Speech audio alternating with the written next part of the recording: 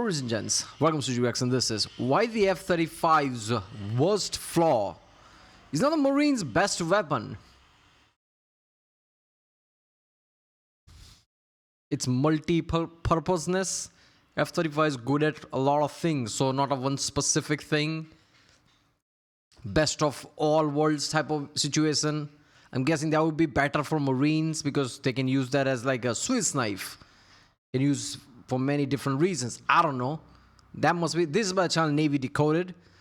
F-35 is the most expensive weapon program in history. Is it? I didn't know that. So F-35 program like costs the largest. I'm guessing until F-47 comes, which will replace it when it comes to like R&D and everything. I don't know. It's going to be interesting. Let's do this one. That is the sound of an F-35 firing its cannon. 55 rounds per second from a 4-barrel Gatling gun, bolted underneath the belly. Not hidden inside the airframe, not tucked behind a stealth panel, bolted outside in the open air, wrapped in a carbon fiber pod the size of a bathtub. The F-22 Raptor hides its gun inside the wing root. A trapdoor opens, 6 barrels fire at 110 rounds per second, and the door seals shut. Stealth never broken. 480 rounds. The F-35A does the same thing, buries the same cannon behind a flush panel in the fuselage. 180 rounds, still invisible to radar. But the F-35B, the Marines jet, and the F-35C, the Navy's carrier jet, carry that exact same cannon hanging outside the aircraft. Why would you take a $100 million stealth fighter and bolt a gun to the outside? If you're new here, subscribe to Navy Decoded. Oh, I didn't know that. So F-35A is probably more stealthier than the B and C variant because of this, because the guns are out. But like, how much of a like cross section does gun even occupy? Would that sacrifice radar that much? I don't know. I'm guessing in a B because you need internal things for like fan and many other things. I don't know why in the C. Is C smaller than the A? I would guess the frame is basically the same, right? Otherwise it would be a different plane. I don't know. I don't know why in the C it's outside. Because by the end of this breakdown, you'll understand why that gun pod might be the smartest design flaw in modern aviation. In 1965, the F-4 Phantom II went to war over North Vietnam without a gun. The engineers who designed it believed missiles had made cannons obsolete. The radar-guided Sparrow... See, every time period you go to, there is always some people, some group of people, something is obsolete, just go with the modern warfare, that's all there is to it. No, it depends on the cost. It depends on the solution. Sometimes something like A-10 is good, is important. You don't use missiles all the time. America realized it's slightly late because America's rich. They usually like, just throw a missile at it. And later on they realize, wait a minute, that is costing us way too much money. So let's go with the cost-effective things. So, this is why A-10, I'm guess, like people told me even as I checked it, there is a thing going on like A-10 might get like a newer version of it. Might not completely retire and things. There is a talk like that happening. So yeah, like that plane not having like, just missiles in the future. No, you might need guns for certain things. And the heat-seeking Sidewinder would handle everything from beyond visual range before the enemy even knew you were there. Physics disagreed. The early AIM-9B Sidewinder had a maximum effective range of roughly 3 nautical miles and could only lock onto a target's exhaust from directly behind. Its uncooled infrared seeker tracked at just 11 degrees per second, could not be launched above 2 Gs, and went blind against the sun or a cloud bank. What the? Inside approximately 3,000 feet, the seeker couldn't track at all. That's way too many conditions that have to be perfect. Anything closer than that was inside the missile's dead zone. The AIM-7D Sparrow was worse in close. Its minimum engagement range sat between 3,000 and 5,000 feet, and every shot required the pilot to keep the radar locked on target for the entire flight time of the missile, flying straight and level while MiG-17s and MiG-21s closed in. The probability of kill for early Sparrow models in Vietnam was less than 10%. And the rules of engagement over Hanoi forced American pilots to visually identify every aircraft before firing, negating whatever long-range advantage the Sparrow theoretically offered. By the time they confirmed the target was hostile, they were already too close for missiles to save them. The result? American pilots found themselves in knife fights with no knife. Yeah, that is so 10%. I mean, nowadays we are used to such a high level of precision everywhere, that 10%. Like back then, that was the thing, right? There's a reason why VT fuse was invented for artilleries and things. Because even in like battlegrounds, right? When you throw artilleries, it's like, most of them will not even hit the target. It's just like throwing rocks. Maybe it will hit. Until people, and also like, SAM site and everything, until people realize like, wait a minute, if we throw it with a fuse, maybe it will do like like a AOE damage, and that's enough. So VT fuse was like a big deal. Otherwise, it's just like throwing things. The Phantom, the most powerful fighter in the US inventory, was forced into dogfights it was never designed to win. Kill ratios collapsed. The Air Force bolted a clumsy external gun pod onto the F-4 and eventually redesigned the entire airframe to fit the M61 Vulcan internally in the F-4E. That lesson burned itself into every fighter requirement document written since. The number of air-to-air kills scored by gun in combat since the Falklands War rounds to approximately 0. But the gun still appears in every operational requirements document, because its presence denies the enemy the one maneuver that renders missiles useless, closing into the dead zone. The gun exists not to score kills. It exists so the adversary never dares to try. But the requirement document went further. The gun was not just a deterrent in the sky, it was also the last resort weapon on the ground. The Joint Strike Fighter ORD demanded the F-35 carry a gun capable of achieving a probability of kill of 0.35 against lightly armored vehicles at 9,000 feet slant range, with a dispersion under 3.1 milliradians. That is like F-35 has a purpose of being one shoe fit all. F-35 is supposed to do all jobs, which is insane to me. But the way F-35 is working, the way it is successful, it's like that's an achievement, right? F-35 is supposed to do everything. You could replace F-35 with F-16, like any F you want to think of, which was supposed to replace A-10. So F-35 can do like attack things, can do air-to-air, kill things, many other things. Like not to mention surveillance things like communication, like how SR plane does it, right? F-35 can do everything. So it makes sense that you need gun for like attack purposes on the ground, what A-10 does, right? That is kind of instrumental because something like small boats, which is happening in Iran, some kind of a suppressing fire in the battlefield, yeah, you need guns for that. A Cold War era standard, still mandatory for a 21st century fighter. The F-35A solved it by burying the GOW-22A inside the fuselage, but the F-35B and C could not. Inside the B, the lift fan and the 3-bearing swivel module eat every cubic inch above the left intake. Inside the C, 19,200 pounds of internal fuel and a reinforced landing gear for carrier arrestment leave no room. Oh. Every cubic inch was already spoken. That's why it's not in the sea. And I'm guessing the weight thing is also the factor because you're using catapults, trying to slim down as much as you can, because if you make like it complicated, it might increase the weight, so you just bolt it outside. For. The only option left? Hang the gun outside. To understand why this matters, we need to open the pod. The cannon inside is the GOW-22A, built by General Dynamics. It is a direct descendant of the GOW-12U, the 5-barrel rotary gun that flew on the AV-8B Harrier and the AC-130U Spooky gunship. The engineers stripped one barrel, dropped the weight, and optimized the weapon for a stealth fighter that was never supposed to carry it externally. 4 barrels. 25 millimeters, larger than the 20 millimeter Vulcan on the F-22 and F-16, smaller than the 30 millimeter Avenger on the A-10. The rate of fire is 3,300 rounds per minute.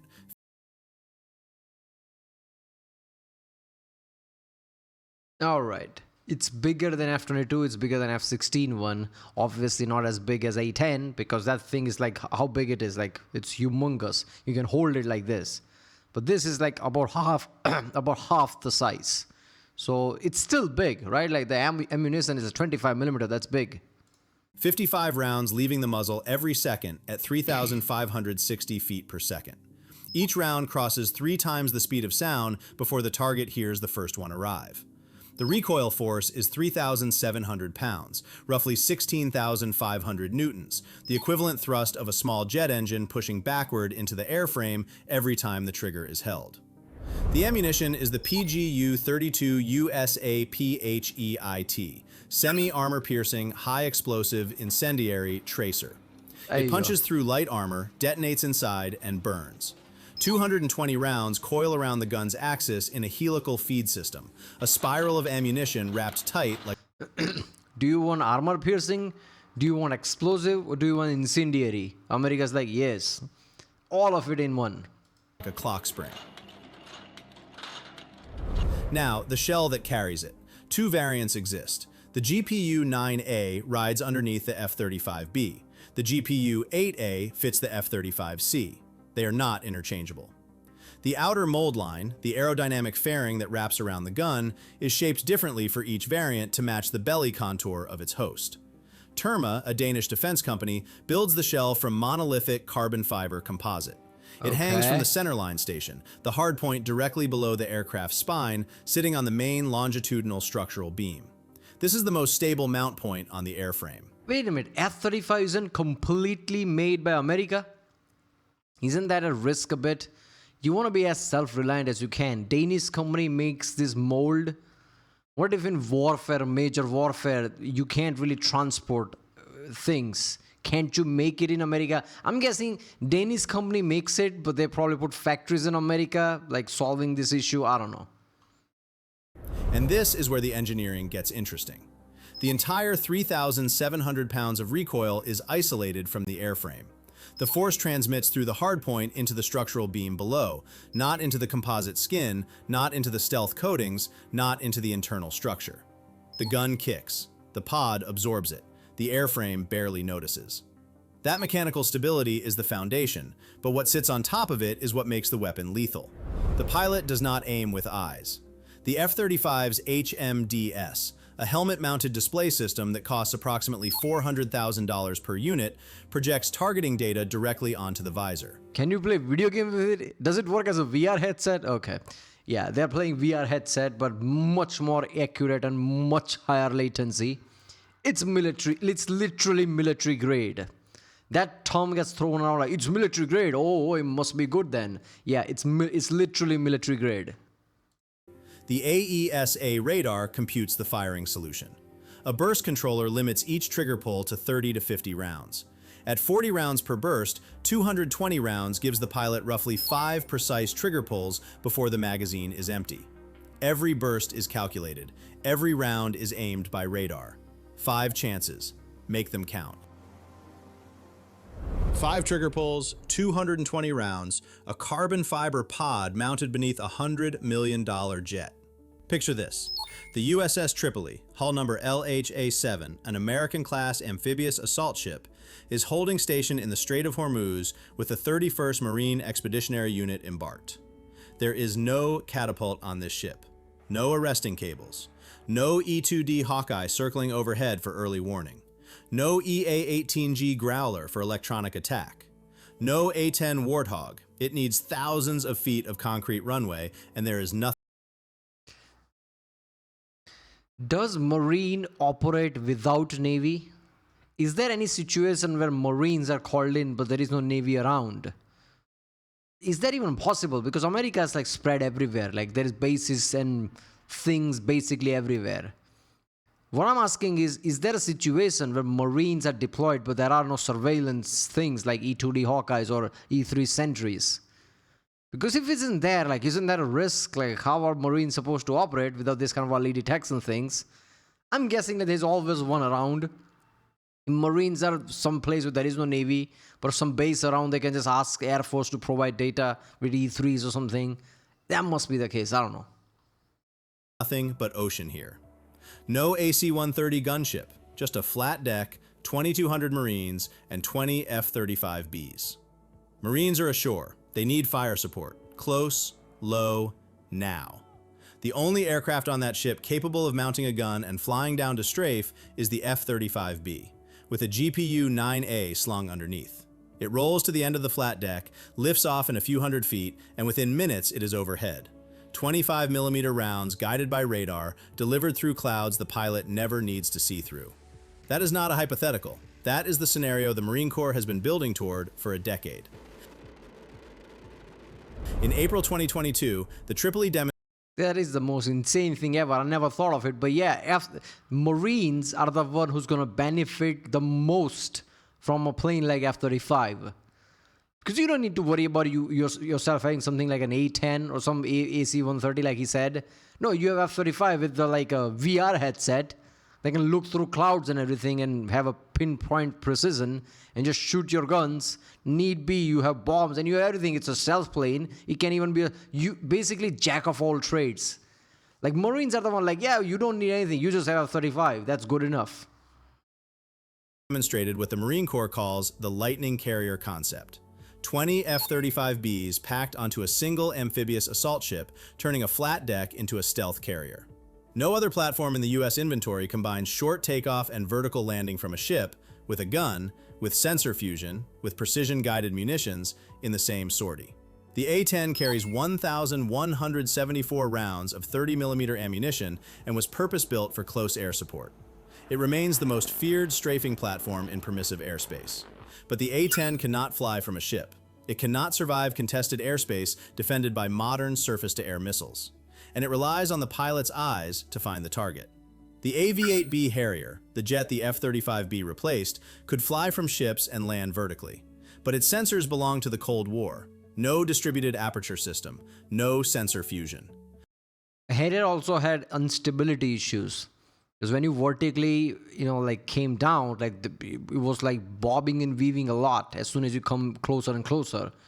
Because of aerodynamics and things. This was really harder. Like it didn't have a lot of fly-by-wire things and it was very mechanical, but didn't have a lot of electronic control. So it was really hard to land and things like that. It had its own issues, which F-35 basically solved. The pilot looked through a traditional heads-up display and searched for targets with human eyes, through weather, through smoke, through darkness. The F-35B changes the equation. The ALQ-249 distributed aperture system, 6 infrared cameras mounted around the airframe, gives the pilot spherical vision, 360 degrees, through clouds, through darkness, through the floor of the aircraft. The AESA radar computes the gun firing solution before the pilot's finger reaches the trigger. 25mm rounds at 5 milliradians accuracy, each burst placed by mathematics, not instinct. The gun is not a day 1 weapon, it is a day 2 weapon, after the air defenses fall and Marines need fire that arrives in seconds, not minutes. The day when a 250-pound bomb is too much and a burst of 25mm is just enough. In the winter of 2019 and 2020, F-35Bs deployed to Afghanistan proved this in combat. While A-10s were grounded by cloud cover and poor visibility over Herat, the F-35Bs, described by Afghan commanders as cool birds, flew above the weather, looked through it with DAS, and delivered precision strikes that shifted the tactical situation on the ground. The A-10 carries 1,174 rounds. The F-35B carries 220. But the question is not how many rounds you carry. The question is how many rounds hit. Now we reach the part that no one expects. Look, man, I love A-10 and I love old stuff like F-15, and I've been saying that it's just badass because how old it is and how it works. But the advanced things like F-35 and F-22, yeah, that's just whole another level, isn't it? Imagine that time, oh, we don't have the good conditions. We can't fly A-10. There's cloud there. And F-35 is like, all right, your chest hair and like cigars, enough of that. I guess it's my time now. I'm just going to press a button and accurately hit everything. That is an advanced tech level of flex that F-35 can do. F-22 can do, right? And God knows what level of flex F-47 and Navy plane will do in the future. Drones, it will just send drones. Like, I'll just circulate in the air, drones will do things. There you go. Mounting the gun externally costs the F-35 something. The pod adds drag. It disrupts the aircraft's carefully sculpted cross-section, violating the area rule that governs transonic aerodynamics. The penalty is measurable. The F-35A, with its internal gun, adds roughly 8 seconds to its transonic acceleration, the time to push from Mach 0.8 to Mach 1.2. The F-35B with the GPU-9A adds 16. The F-35C, the heaviest variant with the largest wings and the most fuel, adds over 40 seconds, more than 5 times the penalty of the A variant. That is the tax you pay for hanging a bathtub under a stealth fighter. But here is the paradox. The gun mounted outside is more accurate than the gun mounted inside. The F-35A's internal gun 22A sits recessed into the left side of the fuselage, behind a flush door. During production, the mounting brackets on early lots were found to be misaligned. The gun sat slightly off axis. The F-22 handles this differently. Its wing root absorbs the recoil because the Raptor's airframe was designed around the gun from the start. The F-35A was not. When the weapon fires, 3,700 pounds of recoil transmits directly into the composite skin of the chine longeron, the structural ridge that defines the aircraft's stealth shaping. The result? Cracking. Structural cracking in the stealth skin itself. The Pentagon's Director of Operational Test and Evaluation flagged the accuracy as failing to meet requirements. Aircraft from Lot 9 onward carried a restriction. The internal gun... Yeah, this is an engineering failure in a lot of ways. If you didn't do what you did with F-22, like at that point, just keep it outside, just like F-35B and C. I guess that thing matters about like how fast you can go from 0.8 to 1.2 Mach in an Air Force. It's in the name. It's supposed to be the Air Force, so like you need those things. But I don't know, man. That's like a big engineering F-up. If it structurally damages the plane, that's not good, man. Another thing that makes F-22 OP, I guess. I don't know.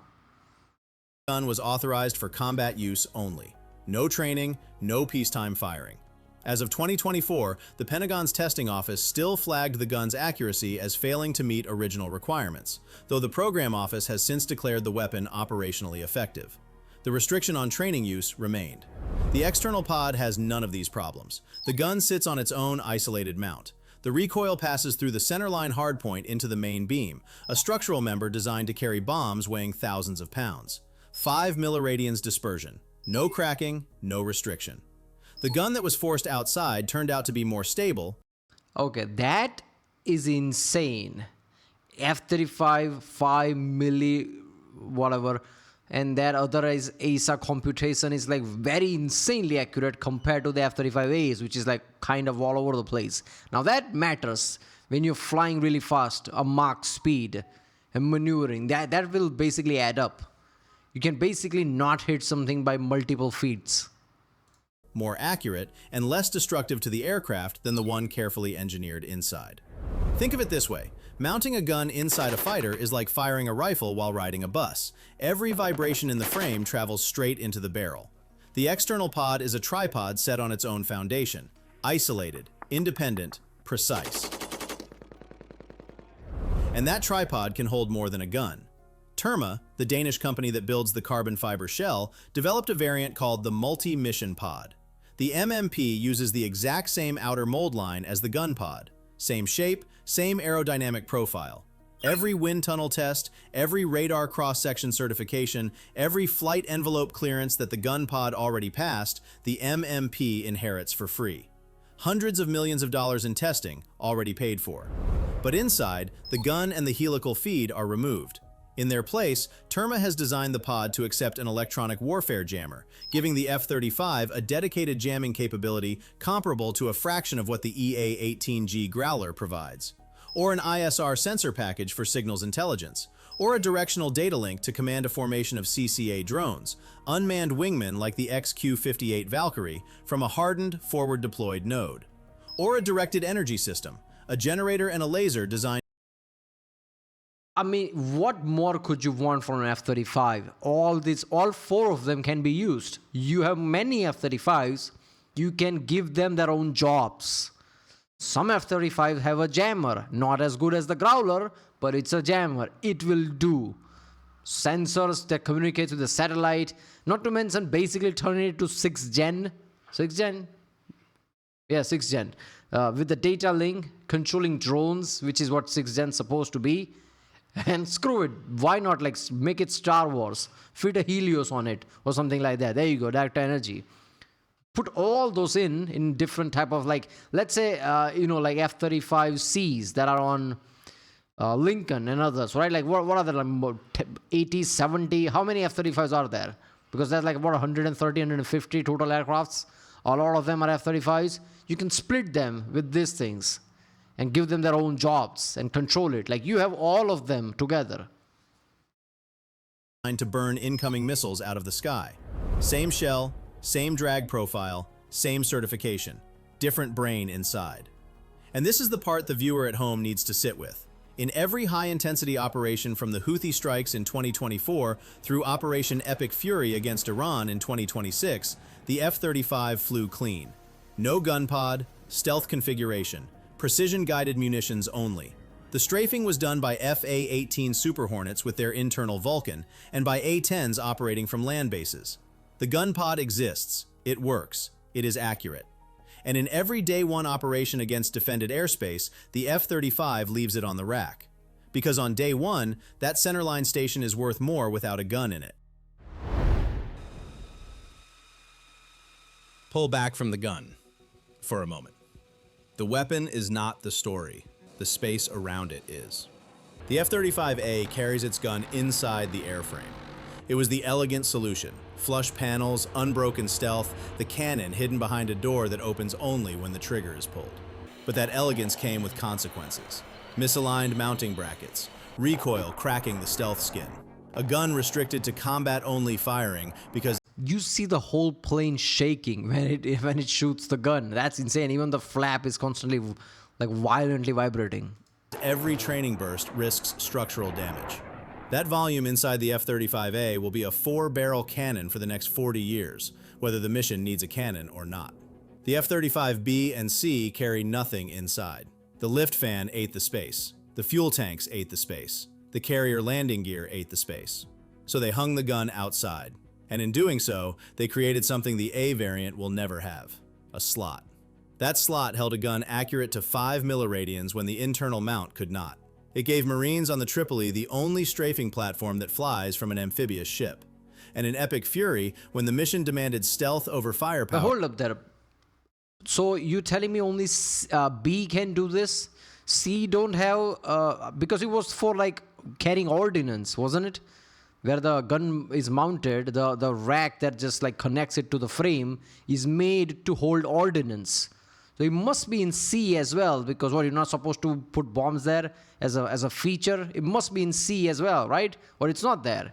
Because if that's the case, that this makes F-35B really unique, because those 4 different type of weaponry you can fit on it. Only B can do it then. With the lasers and like communications, drone control, electronic jamming. The slot stayed empty. The jet flew clean, and that emptiness was worth more than any weapon. The internal gun is a commitment. The external slot is a question, asked fresh before every sortie. What does this mission need? A gun? Mount it. A jammer? Swap it. A drone relay? Install it. The outer mold line never changes. The certification never expires. Only the answer changes.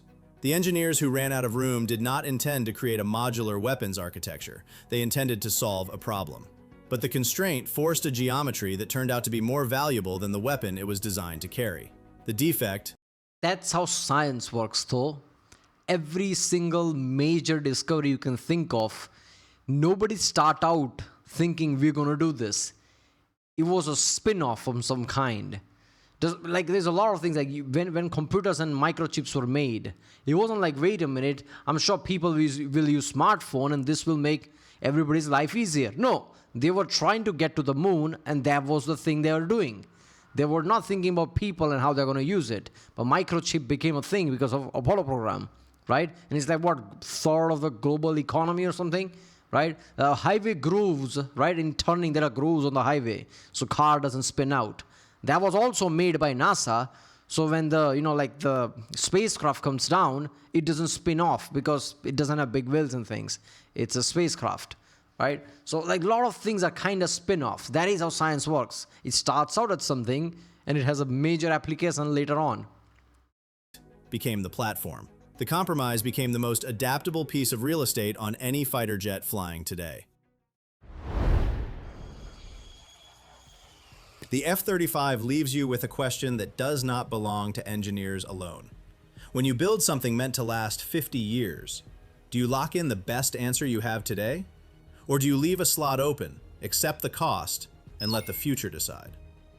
The F-35B and C were forced to carry their gun outside. Isn't the whole F-35 frame somewhat modular, where you can change and have a major changes in the future, where you can have like significant like alteration, which basically makes you think, is that even F-35 anymore? I'm pretty sure that's how it was made, right? And F-47 and every other plane will also be made like that, so you can have a major changes in the future. Because physics left no room inside.